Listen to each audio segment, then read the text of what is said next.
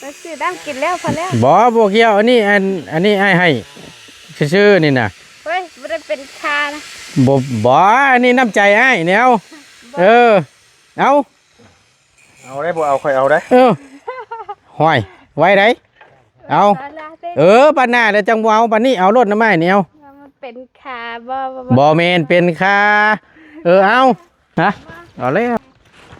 บ่พื้นดิ้งหั่นแหละย่านได้เฮ้ยยานได้ก่อนทางโน้นยังบ่ฮู้ให้เรากินมะกล้วยแห้งประคบมือตึงนั่นแล้วเว้าอยู่ เนาะเห็นว่าก็ได้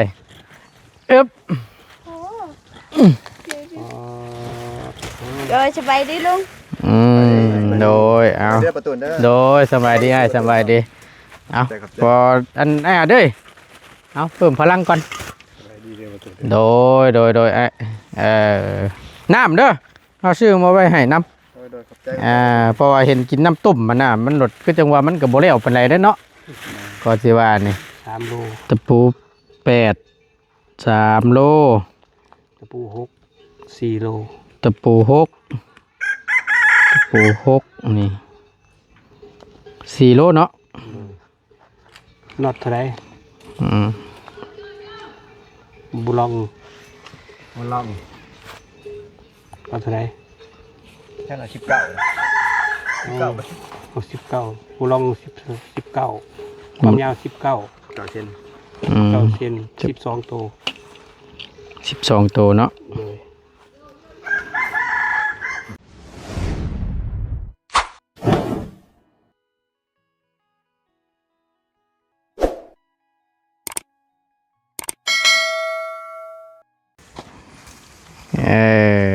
มาพี่น้องไงมาอันต่อกันบาทนี่เนาะเอาพบเจอกันช่วงบ่ายแล้วบาทนี่พี่น้องสบายดีล่ะสบายดีน้องทั้งสองเพิ่นผู้ดีทั้งหมดตุนนั้น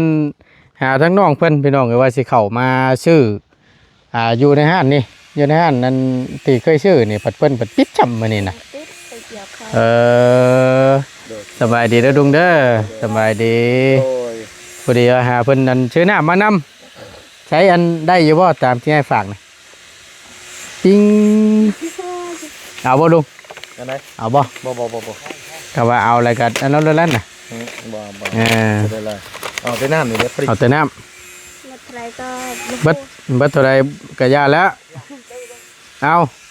ไปซื้อน้ำกินแล้วพอแล้วบ่เกี่ยวอันนี้ให้ชื่อนี่น่ะเฮ้ยไม่ได้เป็นคานะบ่อันนี้น้ำใจไอ้แนว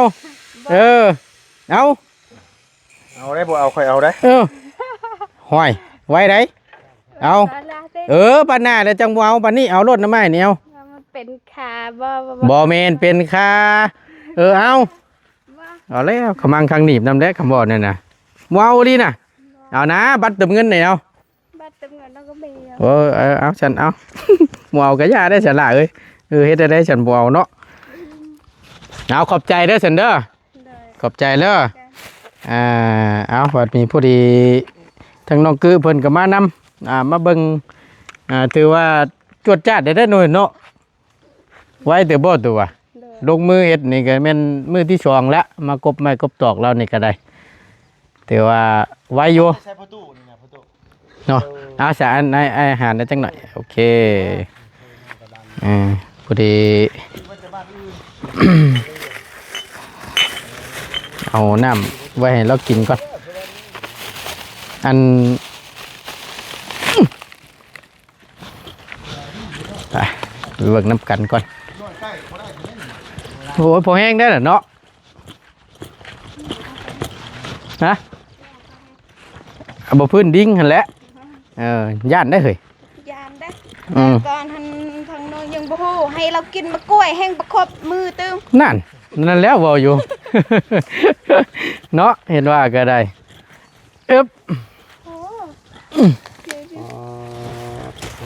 สบายดีลุง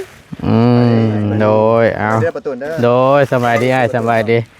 เอาพออันเด้ยเอาเพิ่มพลังก่อนโดยน้ำเด้อเอาชื่อมาไว้ให้น้ำเพราะว่าเห็นกินน้ำตุ่มมันหลดก็จังว่ามันกับโบเล่เป็นไรได้เนาะก็สิว่านี่ เอาก็ถือว่าอึบได้หลายเติบได้หน่อยเนาะอ๋ออยู่ผู้พุ่นน้ำก็มี พี่น้ำก็มี มันห่อนแต่มันกบไม่กบอะไรเหรอบดาโตเนี่ย ช่วงมันคึมๆนะมันกบในได้โต อากาศมันแดดเนาะอากาศมันร้อนเนี่ย คือเบิ่งไปไผ่ก็กบห่อน ถือว่าชุดๆเลยพี่น้องคิดว่าได้ไดเอามิแต่ว่าค่อยๆกบไปให้แล้วให้ได้พักต่างพักเครื่องไปน้ำหัวสั้นซะ เดี๋ยวยึดไปน้ ต่างพักเครื่องพักคนไปน้ำหันแหล้วพักพรคนไปน้ำมันฉลันฮะลิงมันฉลันมันก็ยาวงามไม่เห็นบ่ แม่นแล้ว ตัวนี้แล้ว โอ้ยเจ้าระวังได้ ำลง อยู่ไกลอันนี้เด้อ ลงเข้าไปใกล้กันมันเถอะกัน มันขู่จะอยู่ อย่าให้บริเวณยังเข้าย่านนั้น เวลามันชี้เฮ็ดแช่นมันจับก่อนไหมแล้วก็ อย่าแต่มันลึกงามไม่เห็นแล้วใส่เฮา มันยังโดดถึงหัวนะ อย่ามันโหลดกัดเนาะ แม่น เพราะว่าเฮามันบ่ลึกเด็กก็เสียว่านะพี่น้อง เข้าไปใกล้ใครดูมันขู่ แบบเฮาไปกลางคืนน่ะมันเฮ็ดนั่นหัวชักลงแล้วก็ ย้อนหัวใช่แน่นั่นแหละ จะบอกผู้หญิง ยิง ประตูว่าจะบอกผู้หญิง บ่ แม่น กึไปลองดูเฮ้ยเฮ้ยเอ้าเนาะมันเสียท่าทางใช่เฮ็ดเสียตัวแบบใดฮะนะ นี่ประตูแล้วบอกแล้วแต่ว่าอันผู้หญิงนั้นมันสิจักแบบเขย่ายังใส่ไปทาง ใช่ คักนี่ลิเสียผู้ชายนี่มีแต่คู่อีกตีแต่กันโอ้คือว่าแล้วมันเป็นลิงกับลิงตัวผู้ดิ แม่น ดูแบบผู้ชายเนาะ แม่นก็สิว่านี่ผู้ชายโยมันก็ขึงไว้ก่อนแล้วมันก็ได้ แม่น ญาติเด้กับผู้หญิงแค่นี้หยอกเอา แล้วปล่อยเชือกออกมา ปล่อยได้ ปล่อยไป ต่อ แล้วก็ยังเว้าอยู่ไว้ มันลงไปอยู่ตรงนี้ มันลึกนี่เด้สิว่าได้จ้ะก็สิว่านี่ใช้ทางเม็ดตู้เพิ่นคือเก่าบ่ได้อยู่ซ้ำติเกี่ยวเขาฮะ อย่าลืมแล้ว บ่เป็นหยังดอกบ่เป็นหยังเดี๋ยวให้เราอันไปเกี่ยวรถบ่ยากดอกเพราะเราก็บ่ได้อยู่พี่น้องไปเกี่ยวข้าวซอยเกี่ยวข้าวเกี่ยวน้ำซอยทางระเบ้าเลยแหละฮะอยากให้แล้วไวๆ เขาเฮายังลายชาวไร่มันบอกกันนั้นน่ะมันบอกไว้ๆนี่ดอก เนาะคักแน่ลิซ่ะเอาบ่เป็นหยังดอกให้เพิ่นเพชรเวียกเฮ็ดงานเพิ่นโดดเพราะว่ามันยังบ่ทันแล้วเวียกแล้วงานเด้พี่น้องเอ้ยบ่ติแล้วดอกเราเผาน้ำแน่เพราะว่ามันแดดเด้ก็ยันว่าเขามันก่อยแม่นยันห่วงมันหักมันก็สิหล่นทิ่มไปซื่อคือนาน้องกึเพิ่นนี่แหละเอามันได้หมุนอยู่ในป่าน้ำค่อยงูผู้หมุนก็ไปโรดป๊าดโต ยอดเดือน ไปเข้าหากระสอบ เกือบเดือนบ่ แม่น เพราะว่ามันยากเนาะ เด้อ ได้ข้าวหากระสอบหนึงได้ไปลองหาสอบข้าวเปลือกกันนะจักมันสิซ้ำได้แล้วบ่เพิ่นว่าไปสีก็ได้สิได้อยู่บ่2สอบข้าวสารนี่ เขาบุรีบลาย ประมาณนั้นแหละ ฮะ ประมาณนั้นแหละ เนาะ ชิ้นลายมันเล็ก ส่วนหลายมันบ่เต็มมิดเต็มหน่วยนี่แหละข้าวมันดิบแต่ตัวเอิ้นข้าวดิบเอิ้นแนวใด ได้ฮอด ฮะ เขาฮอด ข้าวโฮด แม่น แม่นข้าวดิบ แม่น ข้าวตึงเด้อค่ะ ได้จ้าง ทางบุคคลปันใดเลย เอาไหม ได้จ้าง โรยจอง โดยจอง โรยจอง โดย จ้องโดยจ้อง พังกับคักรถเว้าแม่ไปสำเนียงคือ โดยจอง อันนี้ ได้บ่ ก็สิได้ รอเมื่อไงบุญมีกันเนาะ แล้วคือ นะคือบ่ คือเราถึง ลองเบิ่ง ยัง โดยจองเอา ยังโดย โดย ได้ จองโดย เอาไหม โดยจ้าง โดยจ้อง แต่คือได้ ได้เฉยอ่า ว่าไปคักแล้วพังออกแล้วว่าตามเขาว่าอ่อน ดิ้นเฮามันบ่ได้ไอ้บุญมีเว้ากระลกมันออกแบบสำเนียงแบบนึงนะเฮาก็ได้ ทางดุงคนเสียงทุ้ม ก็ได้ไล่แน่เนาะ ได้ฮอดได้จ้าง เนาะตุ้ยเอาสปอนเซอร์เอา ยังนี่ติดปากติดคอห้าบัดนี่ชื่อมาหมู่ไม่ดันชื่อมาให้รถมันบริเพื่อประตูแล้วครับ ปกติเราก็ไปเรียนงัวนะ เล่นฉากมาแล้วก็มาเบิ่งว่าสวยมาเบิ่ง อยู่เบิ่งน้ำช่วยเบิ่งน้ำกันนี่แหละเนาะผู้ถึงเทื่อก็บ่ได้อยู่ดอกประตูนี่ก็ได้เอาตัวโดยเอาจังใดก็มีแต่ว่าเฮาฝากน้ำให้แล้วตู้เด้อฝากทางไอ้ช่างเฮานำนี่แหละพอได้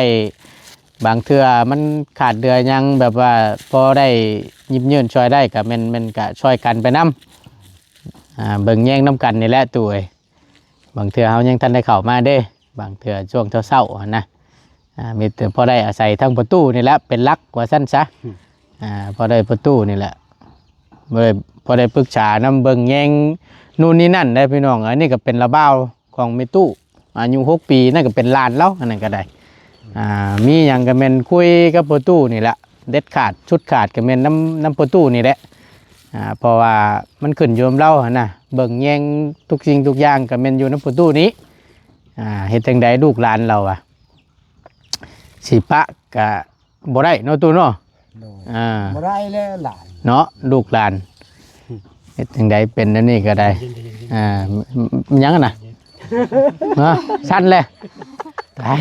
เพิ่มแล้วเพิ่มพลังเข้าไปว่าปึ้งปังแล้วบัดนี้เอาเพิ่มก็เพิ่มเท่านั้นได้ใช่ยากเลยนะ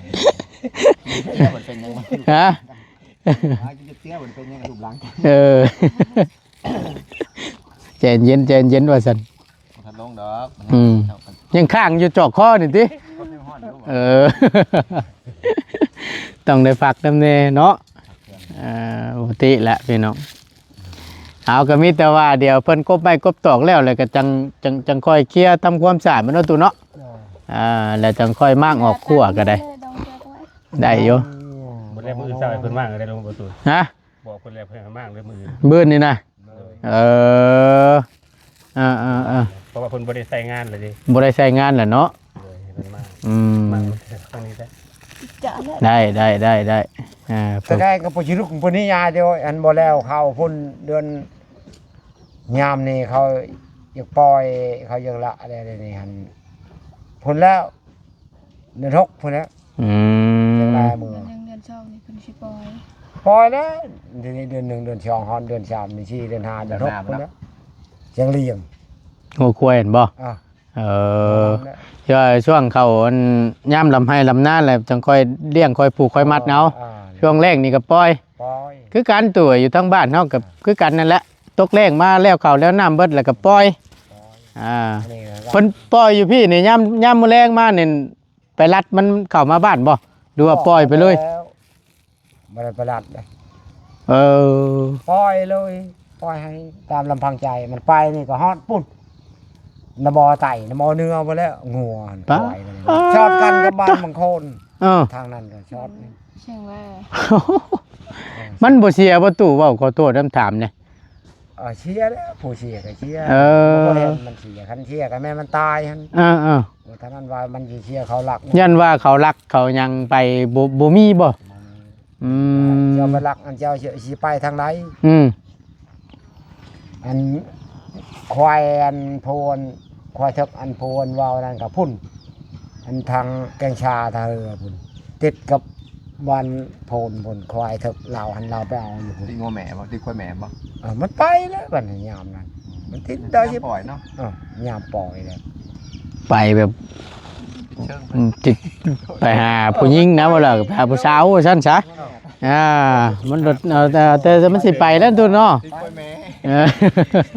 เดียวมันยุ่งบัน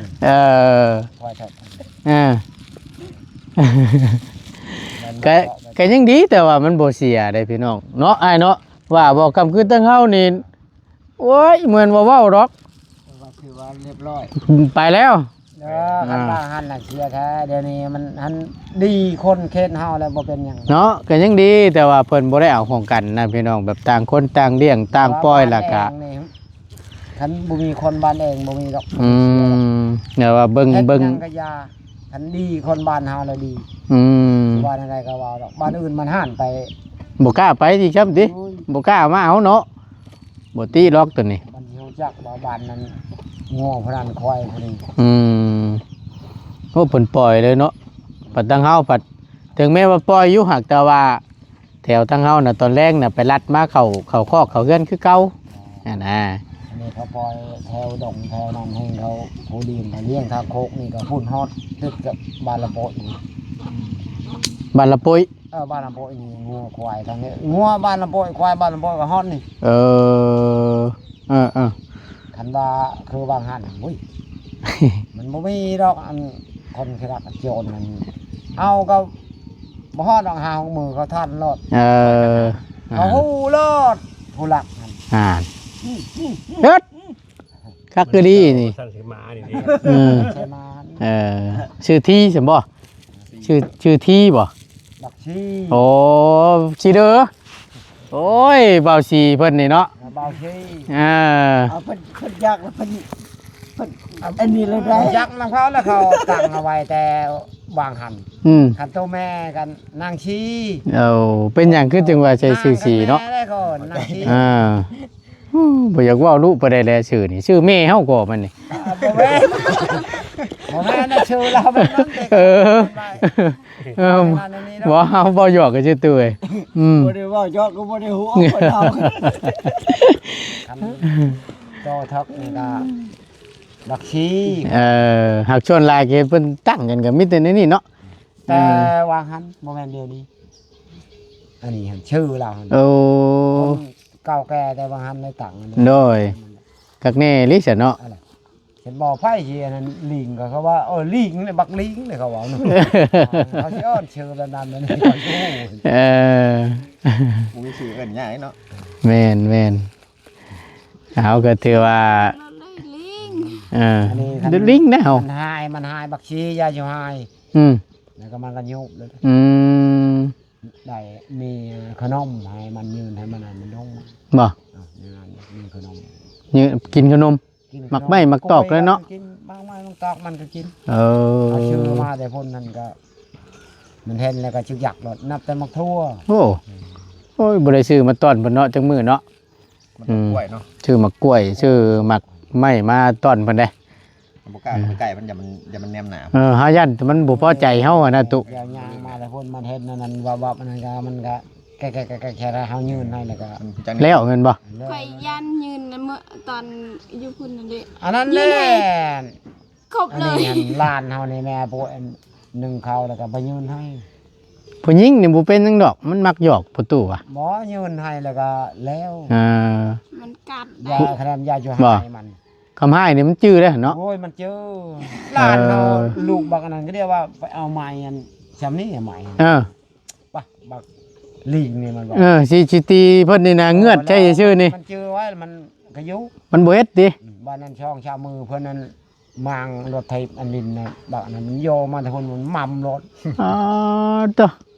จำได้แท้ เนาะต้องเป็นตาย่านนั่นดิ จนงัก โอ้คักแน่ดิฉันอย่าไปหยอกมันเด้อเนาะหักแพงกันไว้ได้ดีที่สุดฉันคำว่านั่นน่ะเอามีหยังน่ะยืนเพิ่นรถคำว่านั่นน่ะ มีขนมมีกล้วยมีมากไม้ก็ตามมาเนี่ยมันกินมัน มีหยังน่ะยืนให้เพิ่นกินเท่านั้นแหละฉัน ติดชินบนก่อนแล้วเนาะ โอ้ย ให้ชินบนก่อนเลย ฉันละบ่ได้เด้คำว่านั่นน่ะ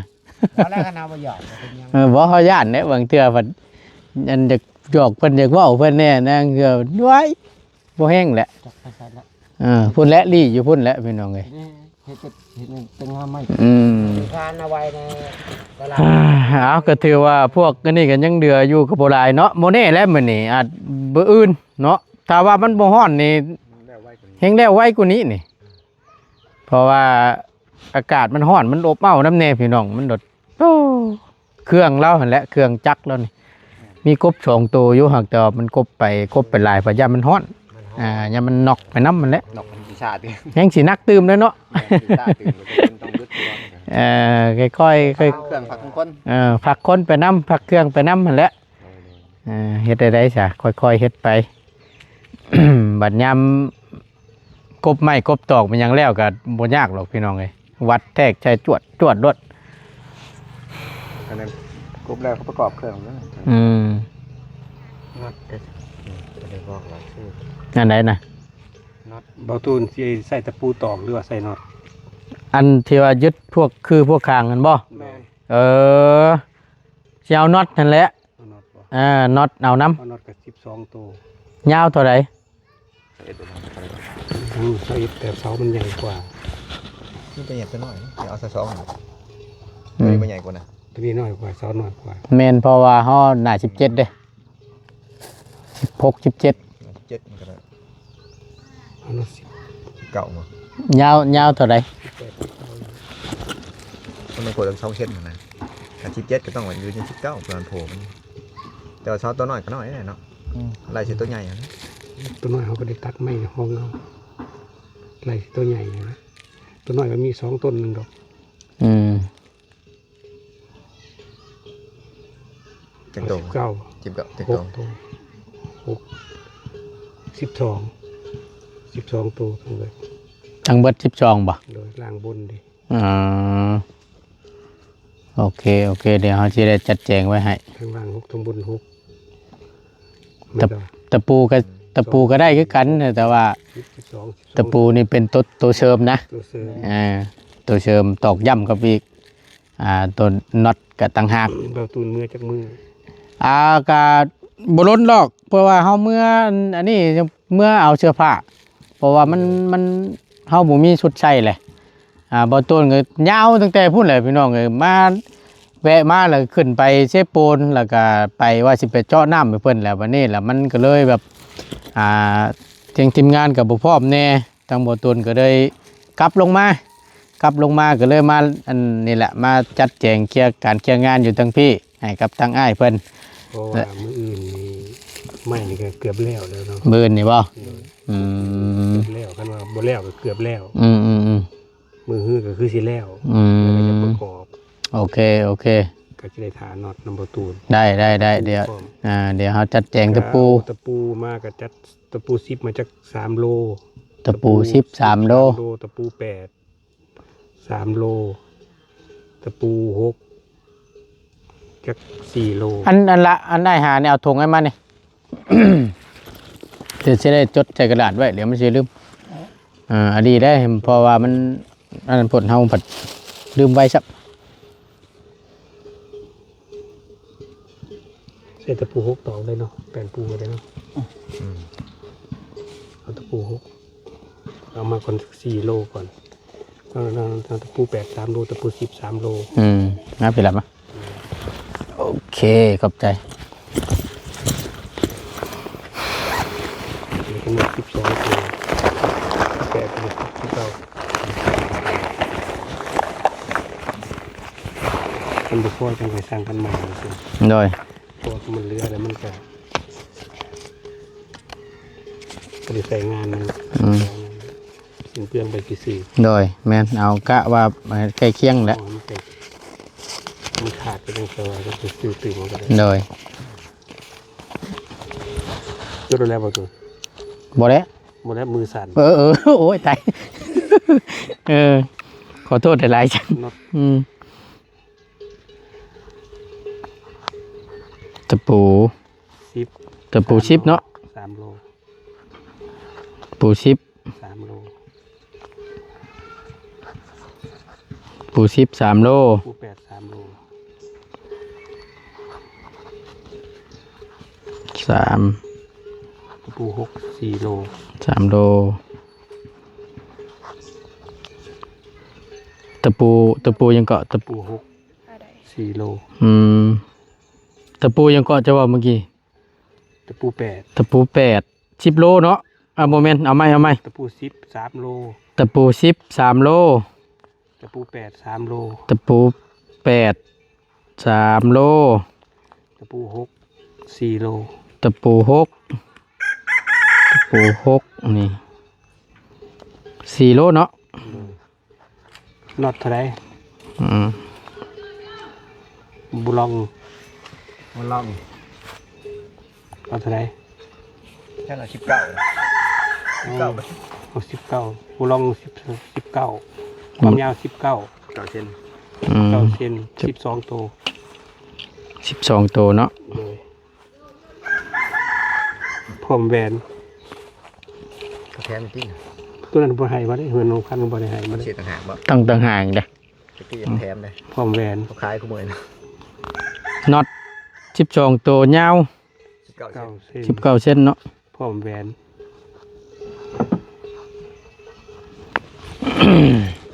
เบิ่งเด้อสิไล่ให้ฟังตะปู10 3โล โดย ตะปู8 3โล โดย ตะปู6 4โล โดย น็อต12ตัวยาว19เซน โดย เนาะ 12ตัว 12ตัว พร้อมแหวน ตะปู8ตะปู6 4โลตะปู8 3โลตะปู10 3โลโอเคเดี๋ยวจัดแจงไว้ให้ โดย พร้อมแหวนน้ำเนาะ โดย โอเคมีแต่ว่าเรียบอตูนสิจัดแจงให้มันไว้ให้มันจังสิบ่ได้ถ่าพี่น้องเลยไปฉันมีแต่ว่าทั้งเขาเดี๋ยวสิได้จัดแจงออกไปซื้อมาไว้ให้จะก็เก็บไว้ให้นะเพราะว่าทั้งเขาเมื่อกะบ่ได้ล้นดอกดีบ่ดีได้นอนคืนหนึงนั่นแหละก็สิได้ขึ้นมา เมื่อนอนคืนเดียวหันบ่ซื้อมาก็ได้มือบ่ตุนลงมาจะซื้อมาก็ได้ มาช่วงกระเช้าเลยขึ้นมาซื้อมาเลยติ โดยเพราะบ่อยากให้ประตูเที่ยวไปเที่ยวมานะ โดยเอามีแต่ว่าฉันแหละเบอร์เฮาคือเก่า โดยคันว่าประตูสะดวกก็แล้วแต่คันว่าบ่สะดวกก็มันก็บ่ทันได้ใช้ด้วยมือสองมือเนาะ มีอย่างนี้ ปักพังถาก็ได้ ปักพังอยู่ เสียนไปยังแถวนี้ได้ถ่าเนาะประตูก็สิได้บ่ได้เที่ยวเข้ามาหั่นนะ โดยมีแต่ว่าตามนั่นแหละสันมีแต่ว่าเดี๋ยวเฮาสิบ่ล้นดอก เพราะว่าเฮาก็เมื่อเปลี่ยนเสื้อผ้ารุ่นนี้นั่นซื่อๆแล้วก็เมื่อสิเมื่อเยี่ยมเบิ่งเฒ่าแม่น้ำแน่มันเป็นมันยังเป็นตุ่มขึ้นน้ำแข็งนี่นะแล้วมันเจ็บมันต้องร้อนก็เลยว่าสิขึ้นไปเบิ่งก่อน เป็นมูลหมาดไปจังหรอกเนี่ยนะ มัน ฉันก็ แต่ดู อันน่ะ สู้อีไซบ่ นี่เป็นอันนั้น นั่นแต่บางเทื่อผ้าของผีคนตายชื่อมันขึ้นได้บางเทื่อเราว่ามันคันมันต้องร้อนแม่นมันยั่วเก่าแล้วมันตื่นเต้นขึ้นมาอีกเราก็เลยว่าสิแวะเข้าไปเบิ่งก่อนว่าเดี๋ยวสิจัดชันเบิ่งพี่น้องเลยเนาะ โดย เอามีจังไดกับเบอร์เก่ายังเฝ้ารอโทรหาคือเก่าเด้อ โดย ช่วงหนึ่งแรงพุ่นแหละเดี๋ยวอันนั้นนะ ว่าคือเบอร์เก่าเฝ้ารอยิ้มเปื่อยทั้งนั้นโอ้ยโมแมนได้ไปบอกผู้ว่าไว้ว่าจักเบอร์เก่าเฝ้ารอได้เด้อใช่ป่ะจัก ไปสันพี่น้องเลยกะนี่แหละรอเบิ่งรอชมน้ำกันเนาะก็ถือว่าได้กบไม้กบตอกลงมือก็เป็นมือที่สองละมื้อนี้ก็ได้ก็เบิ่งน้ำกันเดี๋ยวให้แล้วให้ทั่วก่อนแล้วจังค่อยว่ากันเนาะเรื่องหยกย่อพี่น้องเพิ่นโทรมาบัด เขาก็บอกเขาว่าเบอร์เก่ายังเผาลง แม่นดีเนาะมาโดดอันนี้พี่น้องเลยนะโอเคสันพี่น้องเลยขอบคุณหลายๆอยู่ดีมีแฮงเจอกันคลิปหน้าเด้อพี่น้องเด้อสบายดีเด้อโดยคือกันได้คือกันเนาะไป